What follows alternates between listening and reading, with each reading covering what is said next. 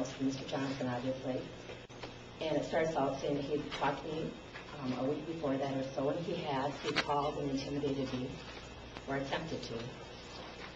I got this letter a few weeks or a week or so later. Actually, it's a threatening letter. I took it to a lawyer. You have a copy of the letter that was sent to me. You have a copy next of the paper in question.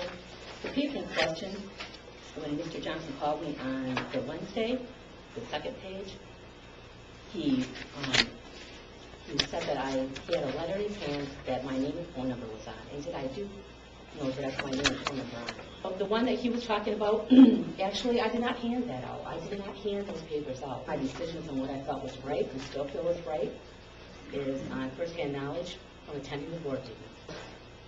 Ideally, yes, you should be able to trust your administration, undoubtedly. But in this case, we've been proven sometimes to fully trust someone has not always been to our best benefit. I still have 2 children in this school at this point. I would like them to graduate from here, but if they're going to be harassed by the administration, if they are not going to get the proper education they need to go to college, and I don't want that to happen. I've already had one child graduate from here. I graduated from here. When you're told something, just don't sit there and believe it. I had 2 previous board members that are no longer on the board tell me when I asked them about a question, they said, if we don't believe what our administration tells us, then we don't belong here. And, I feel that if you're on this board, you're elected by the people, hopefully they chose you because they want you to look things thoroughly through. I just want you to realize that I'm not the only one that has been intimidated and threatened by Mr. Johnson. So when I left that meeting that night, I said to Larry, and I meant it, I said, Larry, have you ever thought about being an elementary principal? And his words to me were, no, Mick has more experience of that. And that was all that was said between us, and I left. Within a few days, it got back to me that he had went to